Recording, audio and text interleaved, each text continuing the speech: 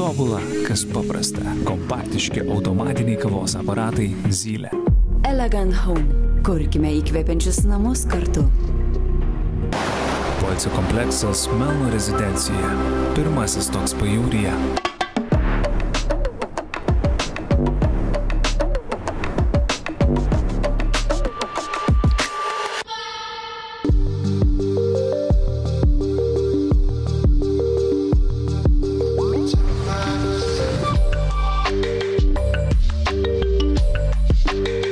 Sveiki, būsto anatomijos žiūrovai. Šiandien jūsų dėmesį vienas įspūdingiausių mūsų iki šiol rodytų namų.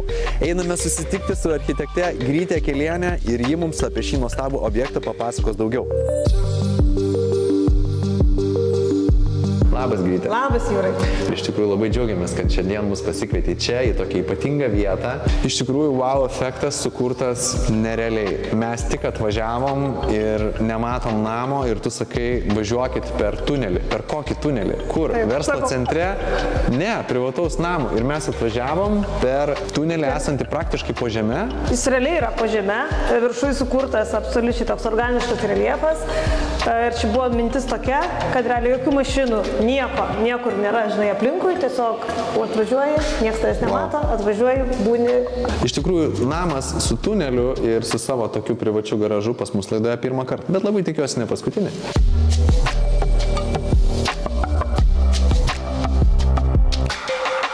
Kokio tai dydžio objektas? Pirmo aukšto plotas yra 200 su truputėlį kvadratų, jis nėra galbūt labai didelis, bet jis labai toks tinkamas mano požiūris, labai tinkamas gamtinė aplinkai, ten, kur jis yra, ten, kur jis stovi ir tiem žmonėm, kurie čia gyvena. Tai Gryte, nuo ko viskas prasidėjo? Ar jūs projektavote ir patį pastatą?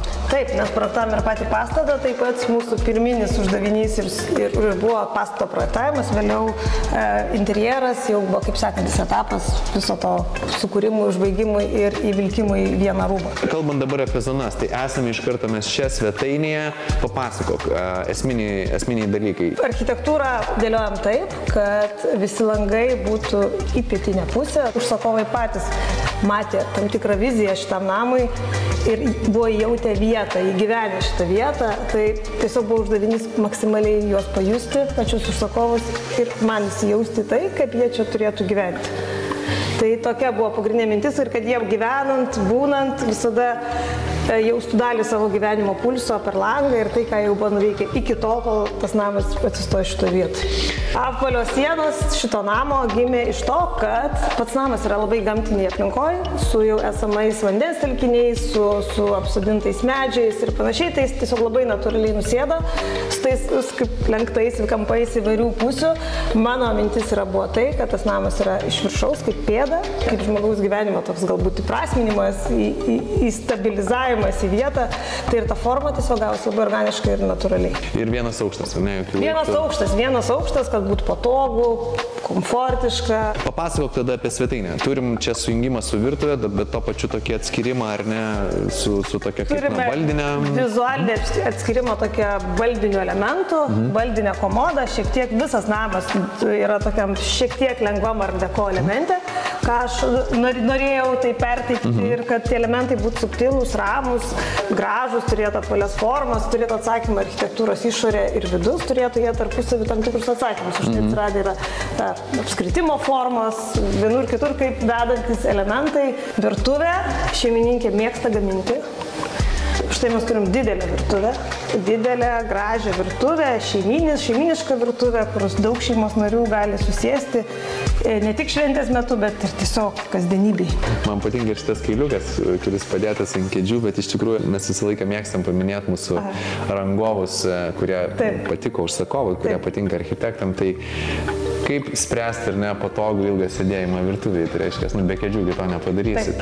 Tai mūsų partneriai baldų namams iš tikrųjų pasirūpino ne tik šitomis kėdėmis, bet to pačiu ir šitą įspūdingą sofą, apie kurią tu dar sakai pati daugiau papasakosi, bet ir dar viena sofa, kur yra apačioje, kur mes dar nueisim, Tai yra kino teatras, apie jį dar iš vis nepasikalbėjom. Tai pasiliekam tai pabaigai ir iš tikrųjų vėlgi galim dar šiek tiek paminėti ir valgomąjį šitą stalą, tai yra būtent irgi Draga Aurel dizainas, kiek kalbėjau su baldai namams. Tai pati stalo koja yra kaip ir skulptūra į savęs pagaminta iš betono, kuris yra kaustytas metalo lakštais ir jie yra apdorojami iš tikrųjų rankomis kaip meno kūriniai. Tai kas man buvo svarbu, kad elementai, daiktai, kurie čia atsirastų, kad jie atsirastų natūralių medžiagų. Šita sofa tai yra tiesiog namų akcentas tame, kad jinai yra labai patogi ir kiek mes išbandėm visokių variantų, kas tai galėtų būti, labiau tokia eklektiška, labiau galbūt kažkokią formą, bet išrinkom šitą. Tikrai labai patogu. Iš tikrųjų, šitose namuose tiek daug visokių skirtingų detalių, bet visa tai suvesta į labai vieną gražią visumą. Vien atėjus šitą svetainę, aš pamačiau šitų šviestuvus, sakiau, žinai, papasakok tu mums daugiau, nes žinau, kad čia profai Delightas, ne? Delight.lt. Tai čia viskas, kas šviečia, kas reguliuojasi, virstalas šviestuvai, kurie apskritai, na, jie sukuria, tai yra dalis interjero. Taip, tai yra labai didelė dalis interjero, nes jie yra varveklio formos, mes kartu derinam su tokia akmens forma, vėl aš bandau tas formas traukti iš gamtos, kur mes čia esam prie pat. Turėtų tokią aliuziją į tokį efektingą gyvenimą, toksai, kad to efekto turėtų ne kad kaip interjeras, bet kad tu kasdien jaustumės toks truputį wow, truputį kine, truputį ne čia ir tas toks ir buvo, toks tikslas. Kaip matome, svetainės erdvė puikuojasi 500 metų tradicijas menančio pūsto stiklo gamintojo Distosi iš Veneto šviestuvų Neo Chic ir Lacrima kompozicijos. Ir iš tikrųjų, kalbant apie koridorių esančius tuos begelius, ar ne, šviestuvus magnetinius, tai jų yra esminis momentas, kad tu, pavyzdžiui, gali kabinti kokius nori paveikslus, ar ne? Ir čia vėlgi šitus kryptinius šviestuvus, tu gali nukreipti kur nori ir apšviesti kaip nori, tai reiškia, jeigu sugalvoji paveikslų įsidėti, atsukai, tobulas apšvietimas. Taip, toks ir buvo tikslas, kad realiai, jeigu tos visos furnitūros, kur matom aprėminimai, tai mes tuo metu, kai projektavom, galvojom, kad čia bus paveikslai, nuotraukos. Taip. O dabar mes šiuo koridorium keliaujam link Miegamųjų? Link Miegamųjų, taip. Tai kas man labai gražu, ką mes kuriam šitam koridoriui, ir buvo tikslas duris, pačios duris, kad jos yra kartu su siena, su vienos su viena, ta pačia spalva, ta pačia iš abiejų pusių, šiuo atveju jos yra dengtos ta pačia spalva kaip ir sienos, kitur pamatysim, kad kur įdėti veidrodžiai. Kalbant apie duris, šiame projekte jomis pasirūpino įmonė Grador. Šiam projektui įmonė Grador Lietuva gamino aliuminės duris pagal specialų užsakymą. Joms buvo panaudoti šampano spalvos naudoti aliuminių, staktų ir varčių profiliai. Kaip pavyzdys, jas galima naudoti drėgnose, būtent kažkur tai kambariuose, ar ne, kaip šiame projekte ir spa zonoje panaudojo, o ant visų durų koridorių ir kambariuose buvo naudojamos ir aliuminio kompozito plokštės, gamykliškai dažytos pagal tavo grytę, kiek žinau, ir ne, nurodytą spalvą. Šaunuoliai Grador Lietuva. Oi, man iš tikrųjų labai patinka tas lygis lango, kad tu esi praktiškai prie žemės. Taip, čia tokia ir buvo mintis, kad viena namo pusė yra, kad mes esam pilnai ant žemės, o kita namo pusė yra įgilinta. Ir kad tas jausmas, kai atrodo, kad žolė tau ranką pasiekti, yra tam tikra keista emocija. Čia galima ir pasišienauti truputį. Ir aš kaip suprantu, ten kitoj pusė yra dar vienas kambarys, kuris yra sujungtas per sanmazgą. Tai iš darbo kambario irgi gali ateiti. Irgi gali ateiti, nes mes turėjom tokią mintį, kad galbūt bus du miegamieji, gavosi, kad yra vienas miegamasis ir darbo kambarys. Taip, tai čia mūsų minėtas darbo kambarys, ar ne? Taip, darbo kambarys, vėl taip pat su žemė, arti žemės, dar arčiau gamtos negu per vitrinį langą. Sakai, lenktos formos ovalios, jos vis laik kartojasi ir visur, net ir balduose, irgi šitam namui ir kambariui ypač, tai jie labai tinkami ir ta tokia faktūra, kuri irgi grubumo truputėlį įneša prie viso blizgumo. Kaip užeinam į miegamąjį, parodysiu keletą elementų, kurie man asmeniškai yra labai efektingi ir labai gražus. Tai ovalo formos veidrodis, kuris turi tą pačią architektūrinę mintį ir aliuziją į namo formą. Namo forma nėra tokia primityvi, bet jinai turi tą tokį keistą gamtišką formą. Šviestuvai, kurie visam jau miegamųjų zonai jau yra skaidraus stiklo. Turim šeimininkų vonę, turim dušą kaip nišą ir turim atskirą WC. Čia buvo kaip viena iš mano užduočių, kad WC kambarys jau būtų tas jau visai uždaras, kad ir 2 žmonėm naudoti ir būtų visai atskiras. Tai mes čia turim labai švarę erdvę, turim stalviršį su 2 kriauklėm, turim tokią visą švarę sieną, veidrodis, duris, viskas yra to iš to pačio veidrodžio. Iš tikrųjų įspūdingas namas, įspūdinga ir spa zona. Papasakok, kas tau čia labiausiai patinka? Spa zonai vėl aš naudoju tą pačią žemišką spalvą, šiek tiek aukso elementų, bet visa vinis šito spa zonos erdvės, tai yra vien siena. Siena buvo valinta individualiai pagal piešinį. Čia galima įžiūrėti ne gal tiesmukai, bet čia yra vakarėjančios jūros banga. Kalbant apie spa zoną ir tavo tą įspūdingą rodomą šitą sieną, mes turime tiesiog pasikalbėti, kokie profesionalai jie pasirūpina. Tai įmonė Vaineta? Taip, jie yra mano partneriai ir draugai, visada yra pagalboj, kaip kažką aš sugalvoju sudėtingo, įdomaus. Ir Vaineta pasirūpino ir didelėmis plytelėmis voniose, bei kiliminėmis plytelėmis, kurias matome ir kino salėje. Taip. Ir mes kalbėjom iš tikrųjų su Vainetos irgi savininku, tai jisai sako, jeigu bus anatomijos žiūrovai rašys, taip, kažką sugalvosim ypatingo. Taip, jie visada sugalvoja ypatingo, arba bent kaip išspręsti klausimus, kuriuos duoda dizaineriai ir architektai. Šaunuoliai Vaineta. Na ir namai neatsiejami be kokybiškų užuolaidų, ar ne? Tai čia įsikų mūsų partneriai, draugai, įmonė Audrineta pasirūpino užuolaidomis. Papasakok, nes čia matau ir montuoti specialiai gaminti yra lenkti visi bėgeliai ir, aišku, automatika valdoma. Taip, automatika, kaip visada, jinai atsiranda jau pačiam ankstyviausiam projektavimo etape. Čia, kas buvo sudėtinga, tai visa lenktas bėgelis per pakankamai ilgą atstumą. Šiaip labai gražiai, man atrodo, jam pavyko pagaminti, pasiūti užuolaidas, jos net ir linki, jeigu matot, krenta labai gražiam kritime, kas man asmeniškai labai kažkaip patinka. Tai šaunuoliai Audrineta.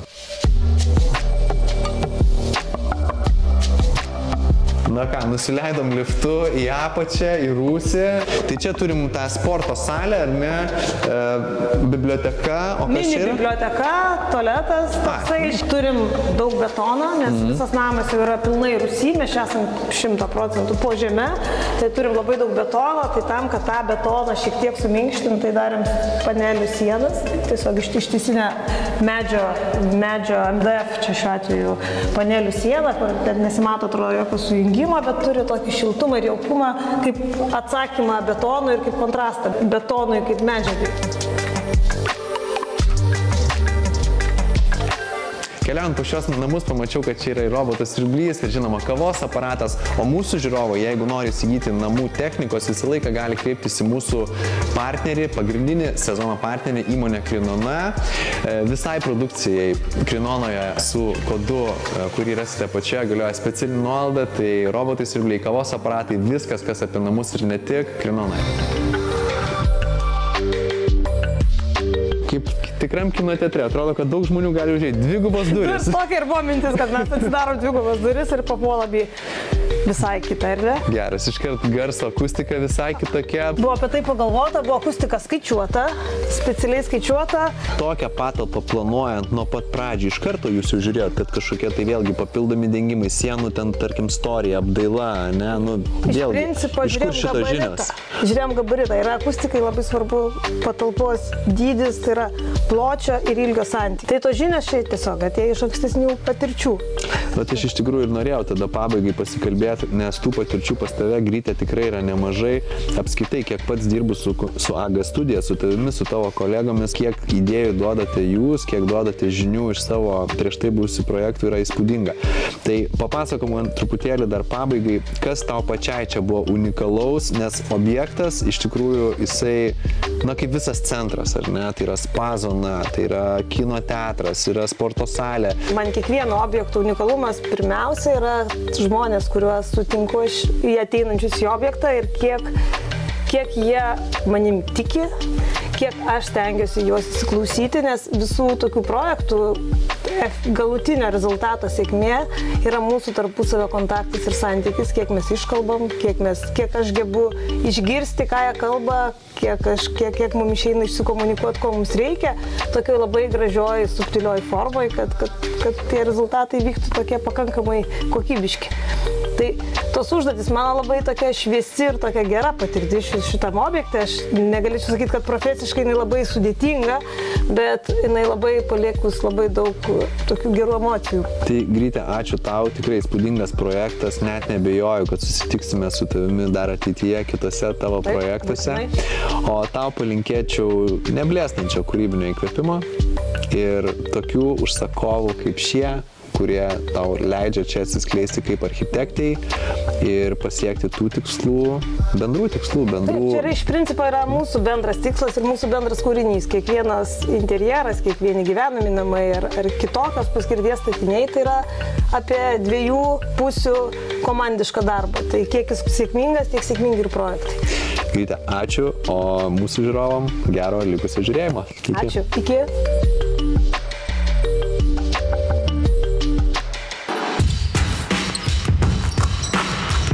Dažnai žiūrovai mūsų klausia, kaip mes keliaujame į savo filmavimus. Būsto anatomijos komanda šį rudens sezoną keliauja su naujoji Volkswagen Tiguan.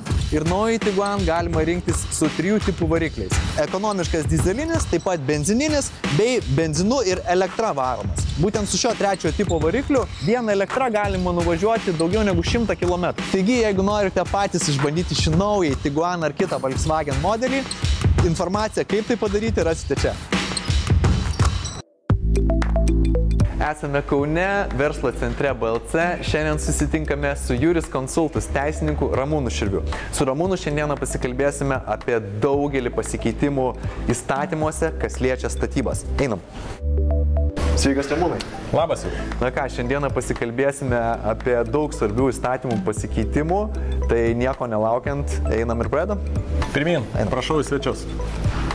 Ramūnai, šiai dienai iš tikrųjų mūsų žiūri daug žiūrovų ir vienaip ar kitaip jie yra dauguma susiję su statybomis. Ar tai yra statytojai, ar tai yra interjero dizaineriai, architektai, ar tai yra žmonės, kurie ruošiasi galbūt pirkti namą, statyti, ar ne. Ir šiemet mes turim labai nemažai įstatymų pasikeitimų. Tai kokie jau įsigalioja šiai dienai įstatymai? Iš tiesų, turbūt, Jūrai, labai švelniai pasakyta, kad turime keletą įstatymų pakeitimų, tai aš turbūt pagal jų apimtį ir įtaką nekilnojamo turto rinkai pavadinčiau reformą. Pirma didžioji reforma, tai kuri įvyko, tai yra NŽT reforma, turbūt visi apie ją esam girdėję, kai didžiąją dalį klausimų susijusių su valstybinės žemės nuoma, panauda ir visais kitais su to susijusiais klausimais yra perduotas spręsti savivaldybė. Tai čia tokia viena didžioji grupė. Kita dabar laukianti tokia didžioji grupė reformos pakeitimų bus nuo lapkričio 1 dienos. Ir jinai susijusi iš esmės su tokiais dviem dideliais blokais, tai yra žemės naudojimo būdų pasikeitimais ir su statinių klasifikavimu. Ir kita dalis tai yra grynai su statybomis. Tai kas liečia žemės naudojimo būdų ir statinių klasifikavimo pasikeitimus, tai įstatymų leidėjas siekia aiškiai apibrėžtų tikslų.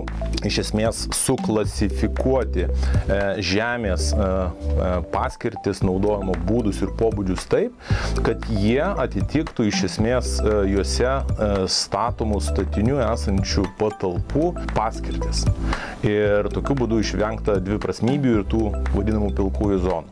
Ką šiai dienai jau jūs patys teisininkai jaučiat, kokie procesai jau yra pagerėję, būtent kalbant galbūt apie žemės ar ne tos perleidimus, jeigu taip galima išsireikšti? Deja, bet su šita reforma NŽT siekis įstatymo leidėjo buvo labai geras ir kilnus, bet šiai dienai dar savivaldos institucijos ne visiškai susitvarko su užgriuvusiu krūviu, su resursais, su informaciniam technologijom. Šiai dienai tenka apsišarvoti kantrybę.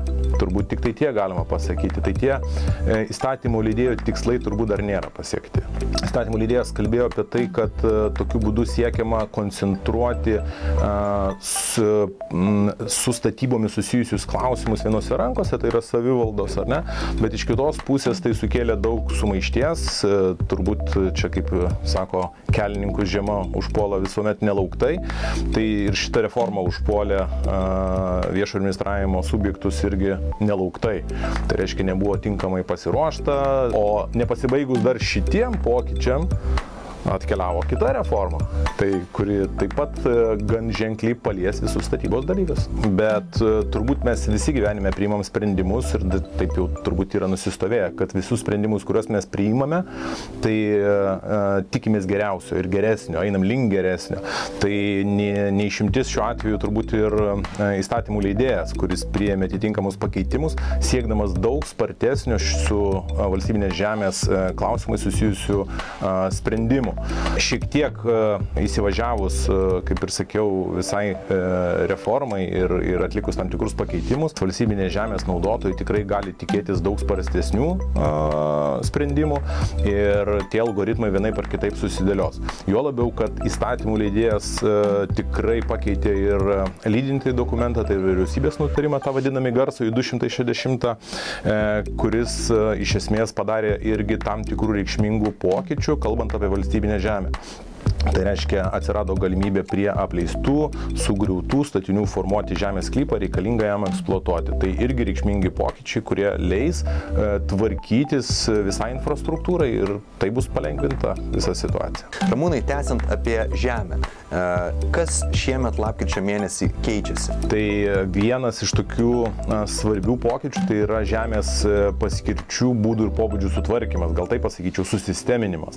O jeigu labai paprastai žodžiais tariant, tai iš esmės įstatymų leidėjas nutarė sureguliuoti, panaikindamas kuo daugiau pilkų zonų, susisteminti žemės sklypų paskirtis ir pastatų paskirtis, kad visiems būtų aišku, ką, tai yra kokius statinius patalpas galima statyti, ant kokios paskirties arba naudojimo būdo ar pobūdžio žemės. Tai tiesiog paprastas atrodo sprendinys. Dar keli pakeitimai yra susiję iš esmės su nežabojama plėtra į periferijas. Tai irgi gan svarbus aspektas.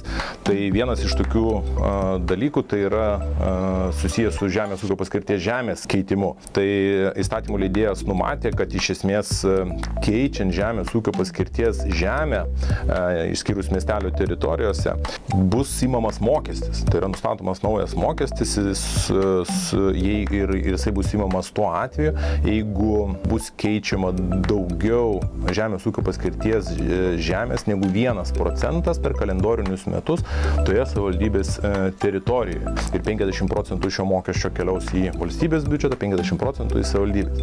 Tai manau, kad pakankamai pozityvus pokytis, nes mes turbūt matome kai kuriuose miestuose, kaip sakykime, miestų priemiesčiuose ar ne, rajonuose, tam tikrus pokyčius ir plėtrai periferijas. Bet plėtrai periferijas iš esmės turi nemažai ir sukuria labai nemažai iššūkių savivaldai ir valstybei. Kadangi atsiranda poreikis tiek viešųjų paslaugų, tiek visos infrastruktūros ir tada iš esmės gyvybė išsiskaido iš miesto centro, kas dažnai būna koncentruota miestuose, į periferijas, o tada periferijose apsigyvenę žmonės iš esmės tada kelia klausimus dėl parduotuvių, dėl vaikų darželių, kitų ugdymo įstaigų, kelio galbūt retai valymo arba apšvietimo, kelio valymo, viešojo transporto ir taip toliau ir taip toliau. Tai kitaip tariant, ta plėtra iš vienos pusės aprūpina gyvenamojų būstų žmonės, bet iš kitos pusės sukuria valstybė tam tikrą ir pakankamai didelę naštą. Tai yra įveiklinti tas teritorijas. Ir turbūt yra aibė pavyzdžių, kuomet žemės ūkio paskirties žemės dideli plotai keičiami į gyvenamosios, suskaidoma į mažesnius žemės sklypus, statomi gyvenamosios paskirties statiniai pastatai ir nebūtinai vienbučiai ir dvibučiai, ar ne? Ir tokiu būdu gyventojų koncentracija tose kabutėse irgi turbūt galiu pavadinti laukuose, ar ne, labai yra didelė, tada atsiranda didžiulis poreikis viešosiom paslaugom, o tada atitinkamai savivalda ir valstybė patiria tam tikrų, kaip sakau, didelių įsipareigojimų ir iššūkių, užtikrinant šitų asmenų gyvenimo kokybę. Nes jeigu žiūrėti, kad ir tą pavyzdį paimti patį Kauno miestą, ar ne, tai miesto savivalda iš tikrųjų deda didelis pastangas, kad gyvenimas miesto, gal nepasakysiu taip jau labai koncentruotai miesto centre ar senamiestyje, bet plačiau, tai yra miesto širdyje, gal taip galima sakyti, susijęs su labai infrastruktūros gerinimu, kad užtikrinti žmonių gyvenimo kokybę. Tiesiami dviračių takai, tvarkomi parkai, apželdinamos naujos erdvės ir taip toliau, ir taip toliau, ir taip toliau. Tai turbūt visų didžiųjų miestų, galima pasakyti, vienas iš pagrindinių principų, tai miestas gyvas tol, kol jame bruzda pilna žmonių. O tai reiškia plėtimasis neribotas į periferijas, mažina žmonių kiekį mieste, ten, kur koncentruojasi viešo maitinimo paslaugos, kitos viešasias paslaugas, tai kinai, restoranai ir taip toliau, ar ne? Tai tada jie netenka tų žmonių, kurie iškeliauja į periferijas atitinkamai ir tai turi įtakos ir verslui ir taip toliau. Tai aš manau, kad viskas labai organiškai susiję vienas su kitu. Toliau, Ramūnai, keliaujant apie pastatų paskirtis, ar ne, kas keičiasi čia? Nes minėjai pats, kad tikslas yra suvienodinti pastatų klasifikavimą su žemės naudojimusi būdais. Taip, tai taip pat įnešama labai daug pakeitimų, nebelieka kai kurių pastatų paskirčių pavadinimų, tokių kaip vaikų namų, kitos paskirties, kūrybinių dirbtuvių ir panašaus pobūdžio prieglaudų ir panašaus pobūdžio paskirčių. O tuo pačiu iš esmės atsiranda kaip tokia jau dabar populiarėjanti, tai yra nauja pastatų paskirtis co-livingas, ne? Esam girdėję. Bendra gyvenimystės, kitaip sakant. Modernus bendrabutis. Taip, modernus bendrabutis, kuris yra skirtas iš esmės nuomai ir nustatyti tam tikri reikalavimai co-livingo pastatams. Tai yra, kad ne mažiau negu 20% ploto, viso apgyvendinamo nuomininkams skirto ploto, būtų įrengta bendrom reikmėm. Tai yra maitinimusi, poilsio, darbo kambariai ir taip toliau. Tai yra bendram naudojimu.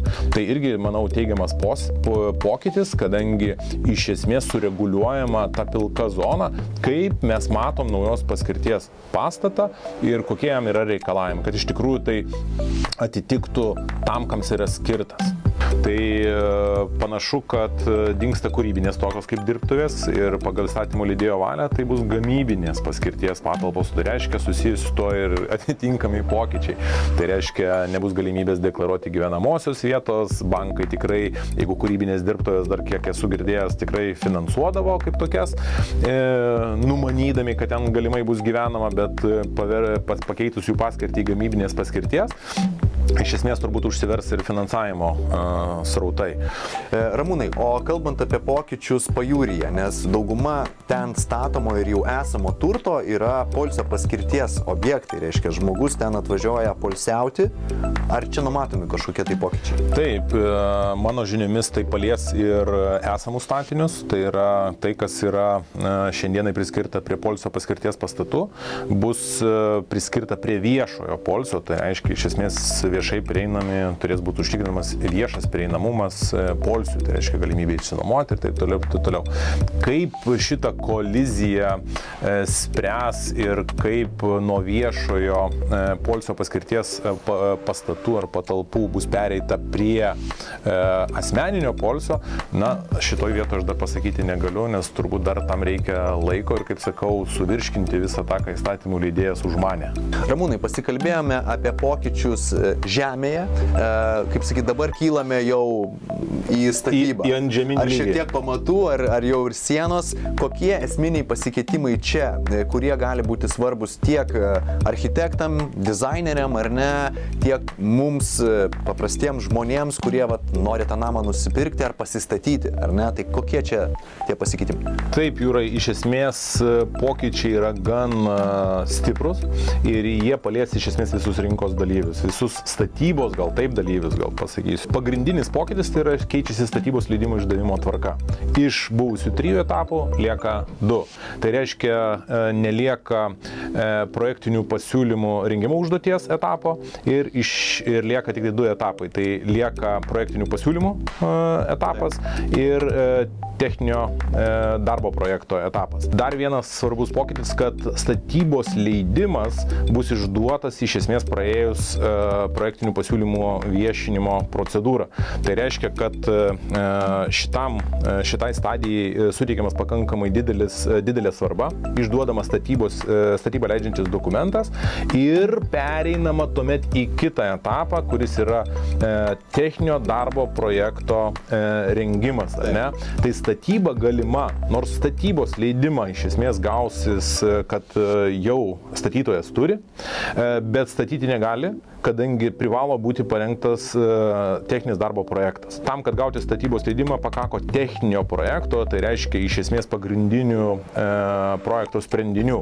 O darbo projektas buvo skaidomas dažniausiai taip jau statybų eigoje, rengiant atskirais brėžiniais, atskirais etapais pagal poreikį, taip vadinama. Ne? Tai įstatymų leidėjas tą pokytį radikalų padarė. Ir sako, kad statybos pradžia galima tik tai parengus, tai teisės aktų nustatyta tvarka suderinus, techninį darbo projektą. Šitoj vietoj atrodytų kaip ir viskas gražu, skamba labai gražiai, iš 3 etapų lieka 2 ir taip toliau, bet tikrai tiek bendraujant su vystytojais, tiek su statytojais, architektais, išvelgiam nemažai ir tam tikrų iššūkių, ar ne? Iš vienos pusės labai stipriai reikės padirbėti prie projektinių pasiūlymų, labai stipriai padirbėti. Ir kitas dalykas, tai gausis taip, kad norint pradėti statybą, turėsi būti pasirengęs techninį darbo projektą. Tai kaip ir tikslas geras. Tačiau, esant patvirtintam techniniam darbo projektui ir įkėlus į info statybą, nes po 10 dienų tik tai galima bus pradėti statybas, pradėjus statybas, šiek tiek, manau, jau galima įžvelgti tam tikros problematikos. Tai reiškia, kad norint daryti tam tikrus pakeitimus, gali tekti kartoti procedūrą. Reiškia, projekte aš sugalvojau kažką pakeisti. Taip, dažniausiai darbo projekte buvo detalizuojamos medžiagiškumas, spalviškumas ir dar tam tikri sprendiniai, kurie nepatenka prie esminių. Tai šiuo atveju gaunasi, kad techninis darbo projektas bus parengtas, jis gan smulkiai detalizuotas ir tokiu būdu pokytis reikš ir atitinkamai projektinės dokumentacijos koregavimą ir atitinkamai gali netgi ir viešinti tekti iš naujo, o tai reiškia grįšime į pradinę stadiją.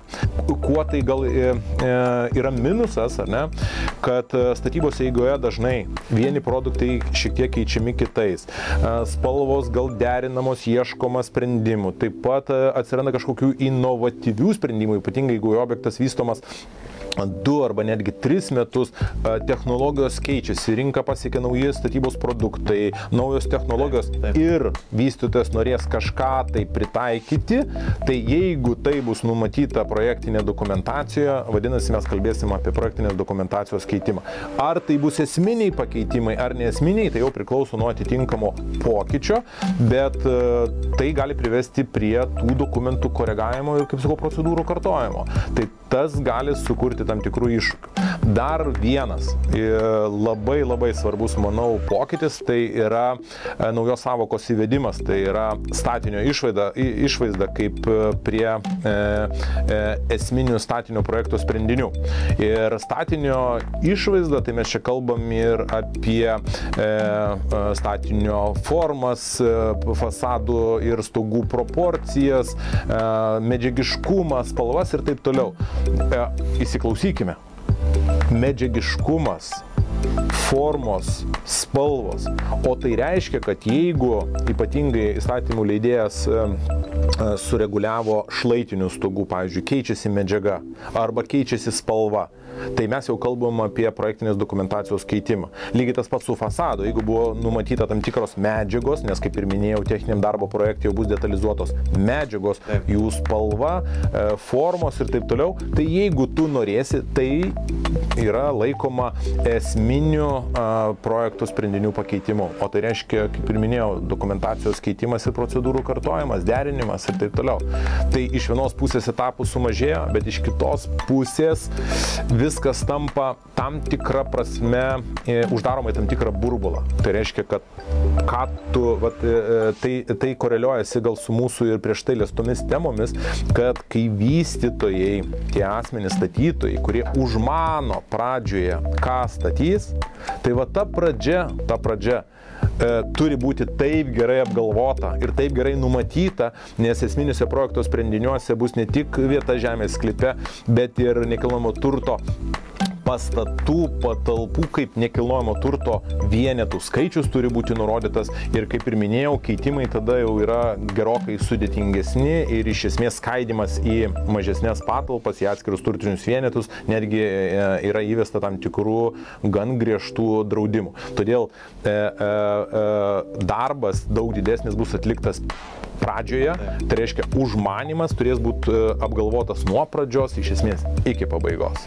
Visas šitas jisai atneša mano tokiu suvokimu suprojektuoti, pritaikyti ir daryti dabar arba pažvelgti gerokai į priekį ir jeigu kalbam apie naują statybą, projektuoti tokius statinius, kurie jau šiandien atitinka galbūt rytojaus reikalavimus, ar ne, statyti protingiau, tvariau, apgalvoti apie viską labiau. Tai žinai, aš tame matau labai daug gėrio.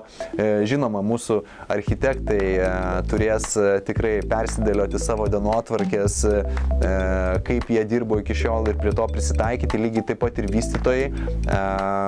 Aš dabar, žinai, matau tokias jau situacijas, net neįsigaliojus lapkričio mėnesio pakeitimams, kaip pavyzdys, jeigu tu turi gyvenamosios paskirties sklypą, užpildai prašymą savivaldybei pakeisti jį į komercinę, gauni iš savivaldybės atsakymą, parodyk, ką tu ten planuoji statyti. Ar ne? Ir tada jau tu rodai, ką tu ten planuoji, tada tau sako, okei, mes tau pakeisim tą paskirtį, ar ne, tu turi galimybę. Tai taip, galbūt šiai dienai, sakykime, tai yra žymiai greičiau, architektas padeda susibraižyti kažkokį tai statinį, gauni patvirtinimą, kad tu gali pasikeisti komercinę paskirtį. Na, eigoje turbūt tokių paprastų bandymų nebeužteks, o iš tikrųjų turėsi jau pradėti sėsti, dirbti su architektais ir investuoti žymiai daugiau. Taip, ir aš išvelgiu taip, iš vienos pusės tai padidėja tam tikra prasme dėmesys, tai yra vystytojų. Iš vienos pusės aš taip gal suskaidysiu į dvi dalis, ne? Viena dalis ta, kuri stato, kuria ir galvoja apie tai, ką pastatys, o kita, kuri naudoja, tai yra naudotojai, vartotojai, patys žmonės įsigyja, ar ne, ten, sakykime, gyvenamosios paskirties kažkokios patalpas ar pastatus. Tai iš vienos pusės plačiaja prasme vystytojai arba statytojai turės stipriai pagalvoti į priekį. Bet iš kitos pusės naudotojai, tie yra tie, kas ketina tenai įsikurti, įsigyti atitinkamus nekilnojamo turto objektus, gan aiškiai žinos, nes nuo pat projektinių pasiūlymų stadijos bus aišku, pagrindiniai sprendiniai ir kai bus patvirtintas techninis darbo projektas, tai bus aišku ir kas ir kaip tiksliai bus įgyvendinta. O tai reiškia, negalės pasikeisti nei medžiagiškumas, nei spalva, nei ten stogo forma. Tai yra tam tikros apsaugos iš esmės tai kitai pusė naudotojų pusė ir tai yra svarbu. Yra per mano praktiką tekę turėti tokį ginčą, ne, tarp vystytojo ir vartotojo, kuomet skelbimą įdėjo vystytojas su viena fasado danga ir su, ten, sakykime, žaliosios zonos ir kiemo dangos išdėstymu. Ir žmogus apsižiūrėjo, sako, mes pagalvosim, vystytojas tęsės toliau savo darbus, laikė šiai dienai neesminiais pakeitimais ir žmogus sugrįžo po pusės metų.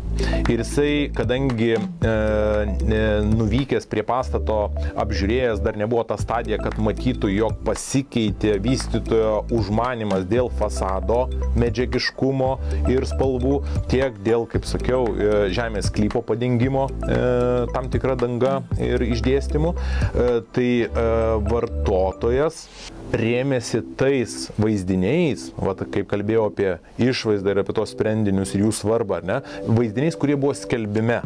Ir tarp šalių kilo ginčas, kai vystytojas užbaigė statinį ir vartotojas sako, nes buvo pasirašyta preliminari sutartis ir vartotojas sako, aš tokio nepirksiu, o vystytojas sako, tu įsipareigoji pirkti. O tuo tarpu vartotojas sako, kad tai nėra tai, ką aš mačiau vizualizacijose, kurias tu buvai įkėlęs ir pateikęs skelbime. Tai va šitos situacijos, aš manau, dabartinis numatomas reguliavimas šiek tiek apsaugos tos vartotojus, tai reiškia, kad tau jau gan vartotojui bus gan aišku, ką jisai, kokios formos, kokių spalvų, kokio medžiagiškumo įsigys. Tai, manau, vis tiek pokytis į gerą. Turbūt vis tiek tai neatleidžia atsakomybės turto pirkėjų neskaityti sutarčių, neprašyti juose pateikti tų pačių galbūt numatomų vaizdinių, kaip atrodys fasadai ar kiemas, ar ne? Ir kuo daugiau tu detalizuosi toje preliminarioje sutartyje, vėlgi aš kaip NT specialistas patarčiau rezervuoti bet kokį būstą raštiškai tada, kada yra statyba leidžiantis dokumentas, ar ne, kad ir koks vystytojas patikimas bebūtų, nes visko gali atsitikti ir konsultuotis patarčiau visą laiką su teisininkais, kurie padės tą sutartį teisingai apsibrėžti, apsirašyti, kaip sakyt, perkamą, parduodamą daiktą, bet vėlgi tai yra, tikrai ta pagalba ir didesnė tikimybė žmogui, kuris galbūt kažką pražiūrėjęs, iš tikrųjų bus apsaugotas jų valdžios institucijų nuo pat pradžių. Čia tas scenarijus turbūt pagrindinis, kad jau, tu bičiuli, suplanavai čia tą parką gražų ir tą fontaną, žinai, ir atiduok tu jį tam žmogui. Jeigu buvo, ir, kaip sakyt, padaryk tai, kas buvo žadėta. Ir vėlgi, ir aš tai dar palinkėčiau tiem patiem mūsų, vėlgi, žiūrovam, turto pirkėjam, galbūt ar ne, kad, kuo labiau jos vystytojai stebintų gerąją praktiką, atiduotų daugiau, padarytų daugiau žmogui, negu kad pradžiai buvo planuota. Ramūnai, kalbant dabar apie statybų leidimo dokumentą, koks tas visas vadinamas timelinas, reiškia ta linija, kaip atrodys visas procesas, nuo idėjos iki statybos įgyvendinimo? Tai Jūrai, kaip ir minėjau, įstatymų šita leidėjo reforma yra viena dalis susijusi su kita su trečia ir taip toliau. Jeigu taip paprastai žodžiais paaiškintai, taip. Pirma, įstatymų leidėjas sureglamentavimo žemės paskirtis, naudojimo būdus ir pobūdžius. Tuomet sudėliojo ir susistemino paskirtis statinių, kas bus galima statyti ant konkrečių žemės paskirčių, naudojimo būdų ir pobūdžių. Ir trečia dalis susijusi su statyba leidžiančių dokumentų ir projektavimu. Ką tai reiškia pokytis visoje, kaip sakai, timeline linijoje, ne? Tai reiškia, kad vystytojas, norėdamas kažką statyti, atitinkamai pasitikrins, ką galiu tos paskirties, naudojimo būdo ir pobūdžio žemėje pastatyti, kokios paskirties pastatą. Vadinasi, paskirtis pastato galės būti toje žemėje tik tokios, kurias numatė įstatymų leidėjas.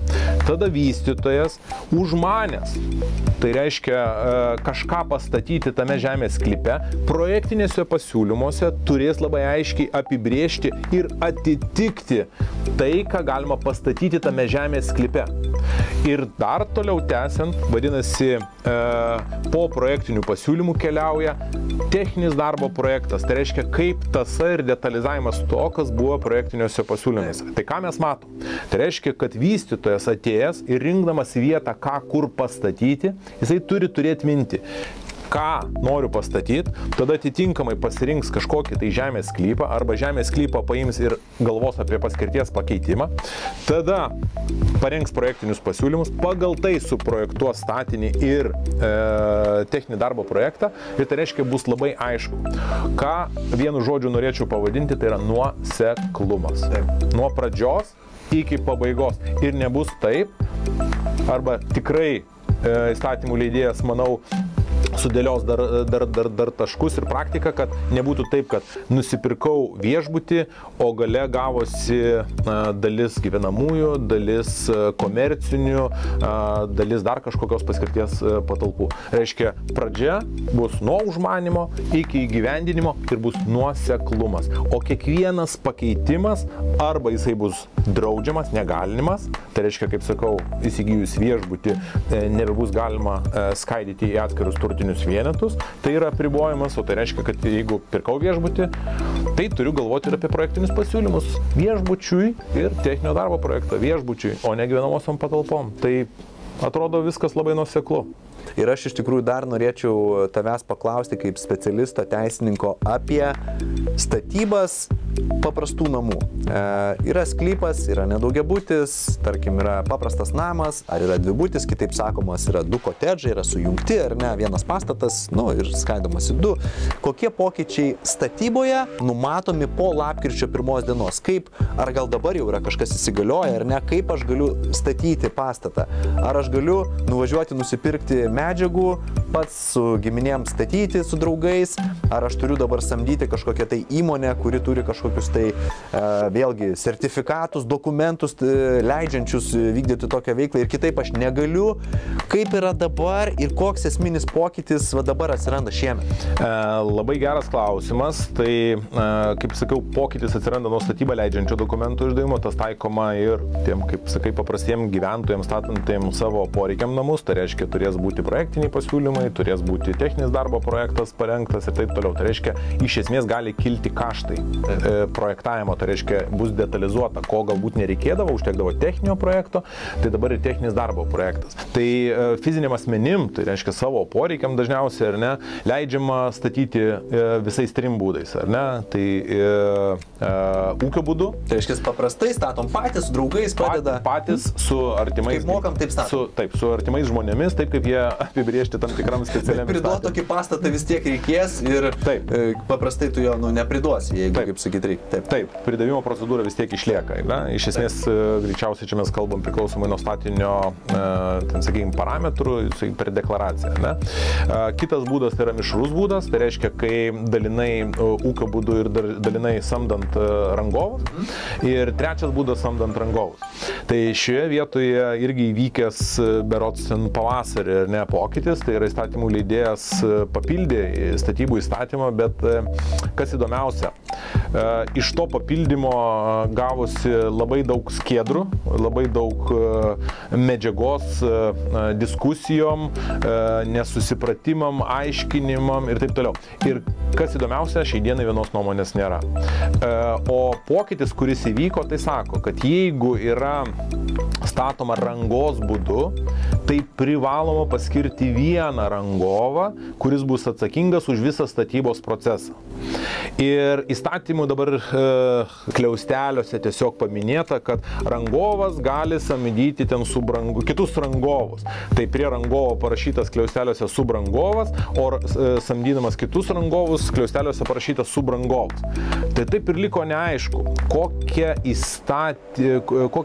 prasmę įstatymų leidėjas norėjo suteikti šiems santykiam. Nes ką tai reiškia?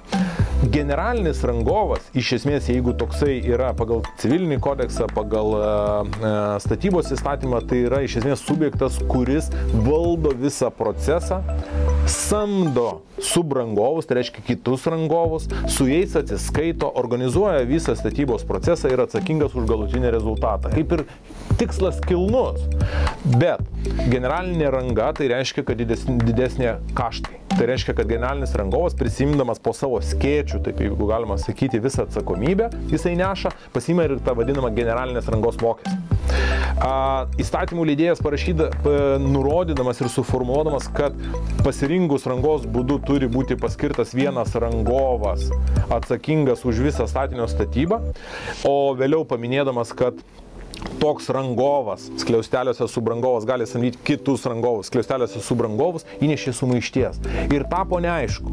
Tai ar galiu statyti rangos būdu, taip pat labai konkrečiai kaip nurodyta, ar turiu statyti generalinės rangos būdu, nes tai yra skirtingi dalykai.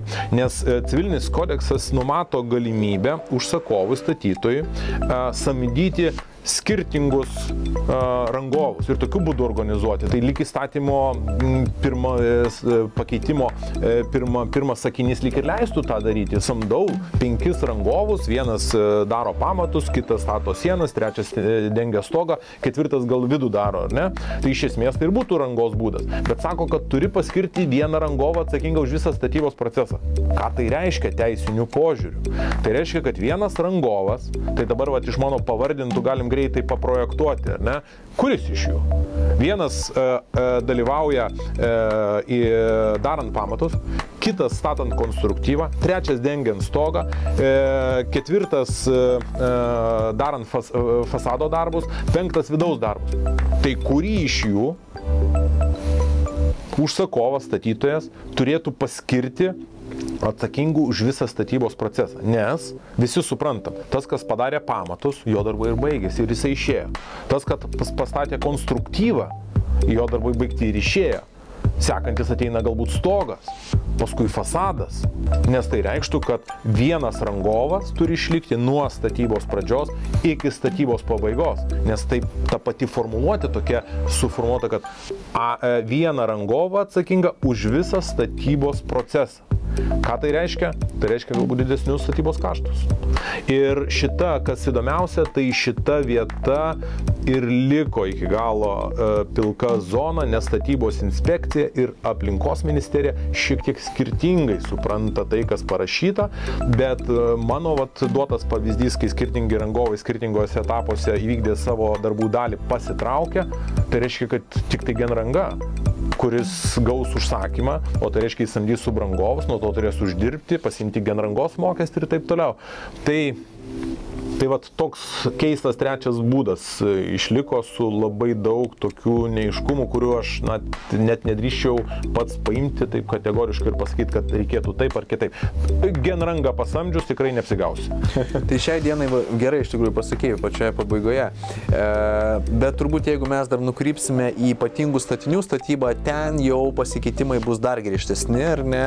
Ir ten mes matėm visokiausių situacijų, kaip statybos vykdomos yra dabar. Tai turbūt čia pokytis yra esminis, kad vėlgi, bet kas negalės daryti tam tikrų darbų. Tikrai, nes buvo galimybė iš esmės samdyti atskirus rangovus, dabar vis tiek vienas bus atsakingas, tai kaip ir jį pavadinsim, turbūt praktika nusigulės, galbūt atsiras kažkokių teisminių procesų, kaip sakau, tai dar viena iš mūsų valdžių ir nustatys tam tikras taisyklės.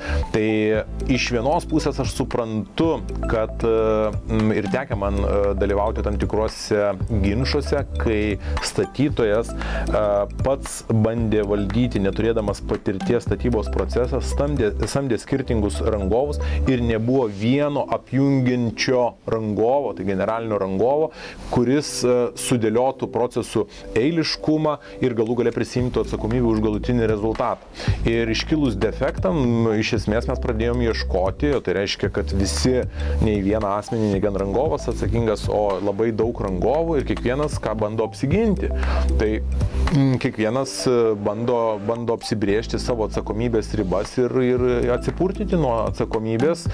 Statybos valdytojai iki šio pasikeitimo buvo tie asmenys, kurie būtent ir koordinuodavo ir organizuodavo rangovų, samdomų rangovų, nes veikia jisai užsakovo statytojo pavedimu ir samdydavo rangovus, koordinuodavo jų darbą ir tokiu būdu suorganizuodavo visą statybos procesą nuo iki. Tai ką dabar įstatymų leidėjas pasakė? Kad jeigu samdoma, tai yra daroma rangos būdu, tai privalo būti vienas rangovas atsakingas už visą statybos procesą. Tai reiškia, iš esmės atima duoną iš statybos valdytojų. O tai reiškia, statytojas, pasirinkdamas tą vieną rangovą ir, kaip sakiau, galimai genrangą, tai jam nebetenka prasmės samdyti statybos valdytojo.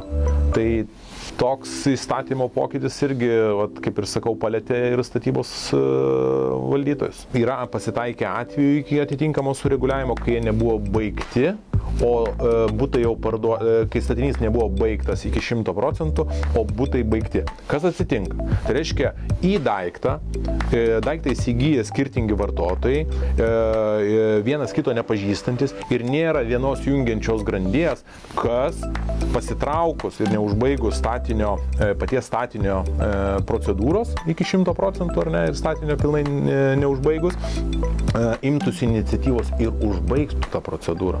Tai va tokia situacija gaunasi, kad daiktus jau turi butus, o statinys, kaip sakai, užbaigtas gal 90%, ar ne?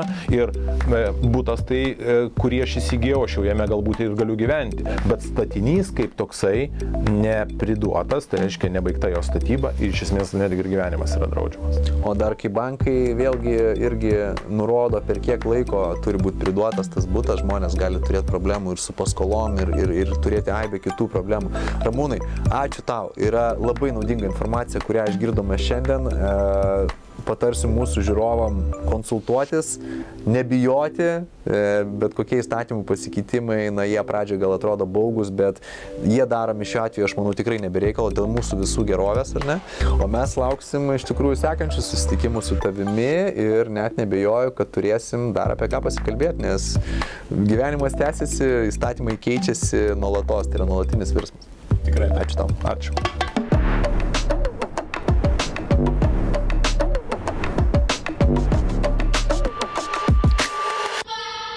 Tobula, kas paprasta. Kompaktiški automatiniai kavos aparatai Zylė. Elegant Home. Kurkime įkvepiančius namus kartu. Poilsio kompleksas Melno rezidencijoje. Pirmasis toks pajūryje.